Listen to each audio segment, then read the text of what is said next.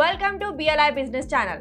మీరు కొత్తగా construction, man power, security, house keeping business start చేద్దాం అనుకుంటున్నారా? అయితే ఈ వీడియో మీకోసమే.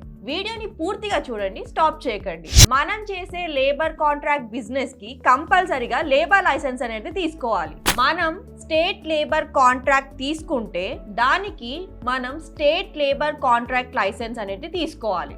ఒకవేళ మనం సెంట్రల్ కాంట్రాక్ట్ లైసెన్స్ తీసుకుంటే దానికి సెంట్రల్ కాంట్రాక్ట్ లేబర్ లైసెన్స్ అనేది తీసుకోవాలి.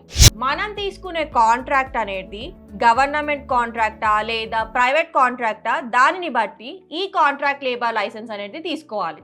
Number of employees and location ని బట్టి గవర్నమెంట్ చలానా అనేది చేంజ్ అవుతూ ఉంటుంది.